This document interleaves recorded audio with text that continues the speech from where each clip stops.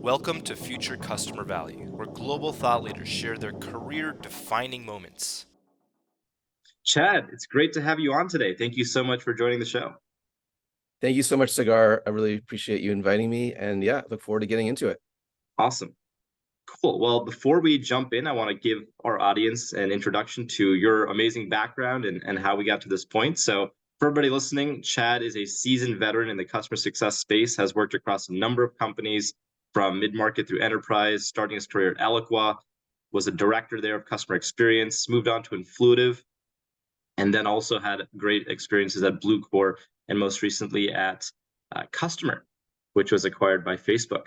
And in the meantime, you've been incredibly engaged with the community as a principal at Lighten Customers and also an advisory board member with the Success League. So excited to have Chad on the podcast today and dig into your experiences.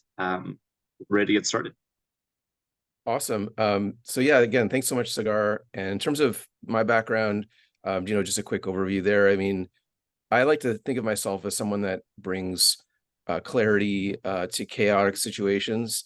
And, it doesn't have to be too chaotic, but I have a lot of experience and I've seen a lot over my period of time in customer success. And I think really just passionate about customer success and leadership. And so now my most recent role here as VP of Customer Experience at PathFactory. So I'm leading our customer experience team, both customer success management, solutions, and support. Awesome. Well, I'm excited to dive in here and talk about a couple stories that we had discussed in our last call. I think the first one, and for the audience, we're really going to dive deeper into some of the core experiences that have shaped Chad's trajectory as a CS leader and point of view on customer value. So to kick things off here, you told me a really memorable moment about a time early on in your career. I believe it was maybe at Eloqua, where you and the entire CSM, the entire executive team, was called into this big, urgent customer meeting in New York City, and stakes were high, tensions were high, and yeah, you don't really hear of that happening much these days with post-pandemic world. So hopefully, I set the scene there. But tell us about it. What happened? What went down? Yeah, I think it was slightly over exaggerated. It wasn't like the entire team, but there was a lot of there was a lot of executives in the room from our company. There's a lot of everyone that was associated with this particular client was in the insurance industry. And what happened at that point is that we had launched a new product. It was a very all-encompassing product that was meant to help customers measure their campaign attribution. It's kind of like this holy grail for for marketers and B2B. And we had launched it on a pretty mass scale with this particular customer. And unfortunately, like a lot of new products that go out there, there's challenges. You have to make trade-offs in terms of when you launch products. And yeah, I'd say like being early in my CSM career, you have a lot of faith in your company and your products, and you've had a lot of winning streaks, up to that point. And so you build that trust and you're like, well, this is a great product. It's going to really help them. Let's get this launched. And you're not anticipating the fact that there's going to be major gaps and holes when it actually hits, the rubber hits the road. So in this case, I've been working with this client for, I'd say, a few years at that point. Really good relationship with my main stakeholder. We had obviously lots of connections all the way up to the CMO. And the customer was very unhappy. And we had tried to actually make small changes and, improve this product as quickly as we could. But we obviously were not making enough progress. And we were summoned to New York to meet with the CMO and members of their marketing team. And yes, it was a very tense situation. In particular, it didn't last very long, to be honest, the meeting. What happened is the meeting started off, as I recall, and the CMO was just really starting to lambaste us and just telling us how, we really let them down. And we just were not making the progress. And then my main point of contact, who had originally brought us in, called me out as, the person that's responsible. And I was like, whoa, I was not expecting to get that knife in the back right in front of like my boss, that person's boss, like sales, head of sales, and we did have a lot of people in that room. We had our my technical account manager, all these different people. And then the CMO did then call out at the time the head of customer success and saying, actually, this is your fault. And they had pretty much said, like, we're done. And that was the meeting. The meeting ended very abruptly. And I recall going downstairs and we all kind of regrouped in a bar. Just either it was right there or like we're very close by, and started to kind of collect our wounds and then think about, like, okay, what can we do here to get things back on track? And they did get things back on track. And I actually believe that customer is still a customer of Eloqua, now part of Oracle, years and years later. And I think that's a testament to the company, to the culture, and to just the customer centricity that was developed in that company. And it just came down to really making sure that we understood what the customers wanted and that we moved at the right speed, and that we can't take relationships for granted. And I think that the key message for those in customer success is that, when you have new products, you have to be really cautious, and you need to make sure that, that you choose the right customers that you're going to include in the early versions of that product. The mistake that we made is that we took a very large customer who was the perfect use case for this product, but it was very high risk to try and roll this out to that type of customer. And it's better to go slower and get it right than and choose the right type of customer to do that type of beta testing, than to go quickly and then burn the trust that you have with that customer. Wise words, and I can definitely relate to that in previous roles where I was in CS, moved to pre-sales, and sales likes to get excited when the big deal's on the table, right, and sell the dream. But ultimately, it's the post-sales team whose job is to realize that dream, and you got to have some alignment there. So that's a great personal takeaway. And moral is, don't get too ahead of your skis as much as there might be excitement to do so.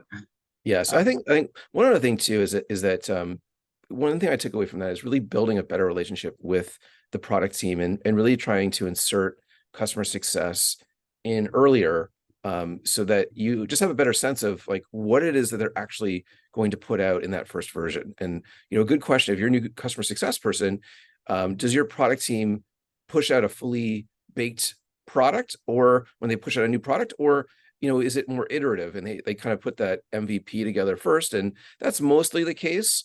And usually there's trade-offs that are made, and you just understand what those trade-offs are. And then that will, I'd say, better protect you and help you determine how best to introduce this to your customer base. It's a great point. Great point. And the linkage between CS and product is so critical. And being able to have the same language that you're talking about with the customer and make sure there's lockstep there. Otherwise, it can definitely cause issues. Awesome. Yes. Well, I want to take a little bit of a different direction here and talk about another key moment in your career that defined your understanding of value. And this is very relevant. I've been hearing so many leaders talk about this, but can you share with us how there's a moment in your career, I believe it was at Influitive, where you realize the customer is the one who defines the value, not the company, right? As much as you may want to base your value on usage and pricing and consumption, it's really about the customer's business outcomes. And at the end of the day, that's all that matters. So dig into that for us a little bit. What created that aha moment, and what was the situation that led to that? Yes, it's an interesting one. I think that at times we try and build our own metrics of value that we bring forward to customers. And I think at the time at Influitive, we had this, I think it's this like advocacy engagement score. And Influitive, just a little bit of history there, is a customer marketing platform. It helps you kind of bring together the top fans for B2B products, and then helps you leverage those for references and referrals and case studies and things. And I think we had this advocacy engagement score, which would tell you, the amount of advocates that you have that are engaging, and that's helpful. That's a good metric to know, because you want to know how many of your customers are, really doing those things that you want. But what does that actually mean to the customer? Like, does the customer actually determine that that's something of value?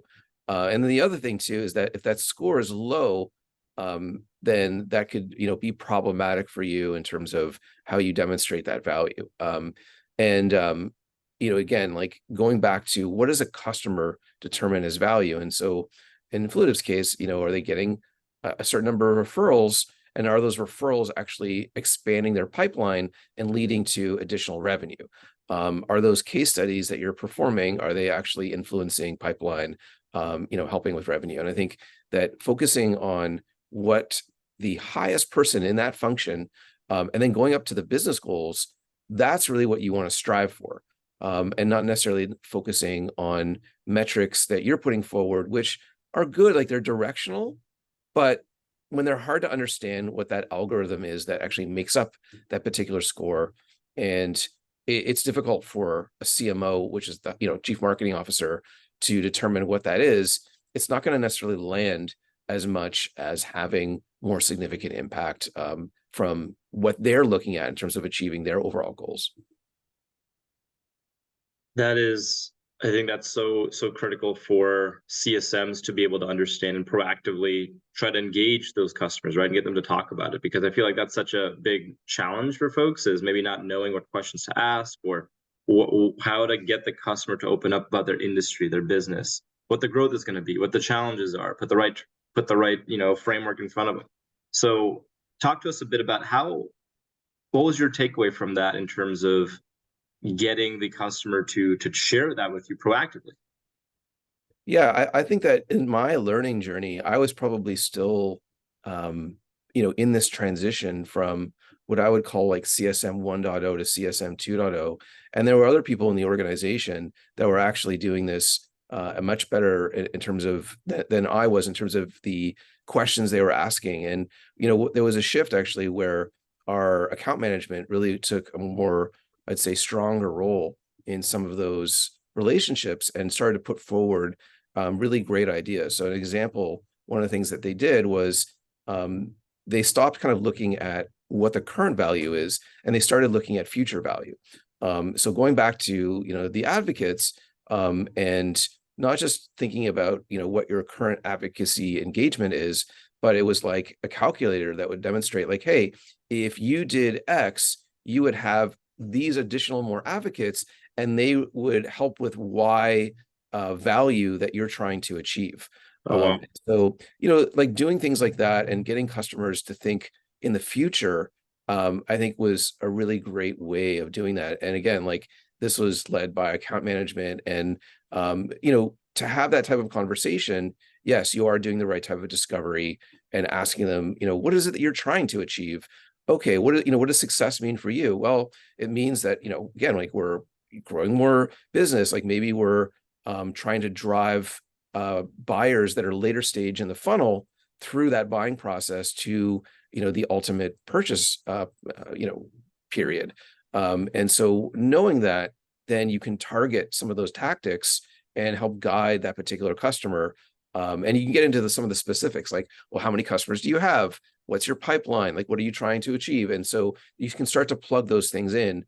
And that kind of helps to have better conversations, and also kind of keep us in the game where situations we may have been at risk because we hadn't necessarily achieved the value that we had wanted in that, let's say, initial period with the customer. Got it. So the company actually had a calculator that would determine the value for the customer in their terms. Is that what ended up happening? Yeah, and part of it is in their terms, but it's also you also do need to frame the conversation. But I would say that it would be in the language that would be important to them. So that's the fine balance, I'd say, in customer success, where you want to do discovery, you want to open things up, understand their priorities, but then you have to start to then nail things down. Because sometimes, you could go to the customer and like the worst question is, it's not the worst question, but you ask a customer, like, what are your goals? And they tell you your goals. And sometimes they don't want to tell you because they're just sick of that question, right? But great, they tell you your goals, like goals: increase conversion rate, increase revenue, decrease costs, increase efficiency.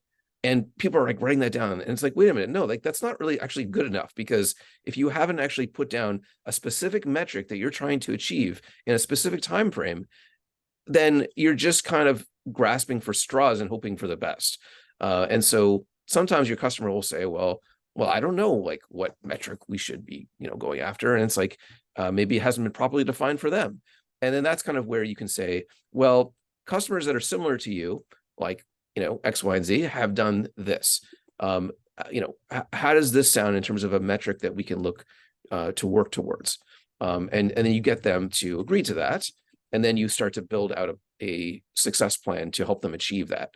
So that's that, you want to understand what they're trying to achieve, and then you help them by setting guardrails for them and then communicating that as you start to make progress. If only there was a way to scale that up. It's a very human-centric. It is. It is. I'd say like the ways that you can scale that a little bit better, especially when you have a lot of clients or you're kind of playing at the SMB level, is asking for those questions, like asking those questions like in app, right? Like you can start to and again, like you can have a multiple choice, like what are your business outcomes, and have like top selections that you typically know that your customers have. It's like, okay, what metrics are you trying to achieve? And maybe just, again, like have a drop down or something to that effect where they're entering that data in. And then that way you're capturing that and you know more about that. And then you can start to tailor communications around that. And if they're not, achieving that, like you can look at usage versus the outcome, then you can have a human involvement and have someone reach out to help them get them to where they need to go. I love it. Love it. Definitely a lot more to be discussed there. And maybe there's a part 2 that we can record, double clicking into that whole process. Let's transition now to the next section of our podcast, which is a rapid fire section. So going through quickly 1 to 2 words each responses, all right? And Okay. I've been doing this with every guest on the show. So first thing that comes to your mind, blurt it out. We got 8 questions. We're gonna go through them in succession. You ready? All right, let's do it. Let's do it. All right, Chad, what's the best metric of success for CS? I'd say net dollar retention rate. All right. Worst metric of success for CS? I would say any metric that you are not reporting on consistently. All right. Hot take. Yeah, if it's a metric, any metric is good, but if you're not reporting on it consistently, then it's a waste. It makes sense. What's the most underrated part of CS? I'd say data analysis. Overrated part of CS? I'd say CSMs, because people think that they can just pick up anything and fill any gap, and that's just not the case. What's the current state of CS? I'd say it's in a mess right now. There's a lot going on in this economy. It's been really tough for everyone. What's the future of CS? Ooh, it's going to look a lot different. I think AI is definitely going to change how customer success is delivered. It's be a lot more digital. That's for sure. All right. What's the best CS book or podcast you've consumed? I would say that the Update AI, the Unchurned podcast is a really, really good one. I highly recommend it. Cool. And then what's the best community for CS leaders that you've been a part of? Ooh, the best community is Jan Young's community. She has this office hours, CS office hours. I highly recommend it. It's really great. Awesome. Great. Well, I have one final question for you, Chad, and this is a philosophical, rhetorical question, but curious to hear your perspectives on it. The part of the point of this podcast, we're calling it future customer value, right? Is the future. What is the future going to look like for CS? You mentioned that a little bit, but if you could make one prediction about where we are headed over the next year, 2 years, 5 years, where are we going? Yeah, good question. I definitely think that it'll be more streamlined in how we do customer success, and it'll be easier for CSMs using advanced technology that we'll get access to. And I also think that there will be less dependence on people and more dependence on technology, on data, and just delivering it at scale. Right. That's a good answer. Before we close, is there anything you'd like to plug with our audience or share any special projects you're working on? Yeah, I'd say just you can reach out on LinkedIn, follow me on LinkedIn. I also have a Substack, Customer Success and Failures, that you can search for and find me on. And yeah, I'm working on kind of putting a lot of the stuff that I've been thinking about together into a book. So stay tuned for that. And yeah, thanks for this opportunity. It was great to chat, Sagar. Likewise. Thanks so much, Chad. It's been wonderful speaking with you, and looking forward to going deeper into some of these topics in a future conversation. Sounds great.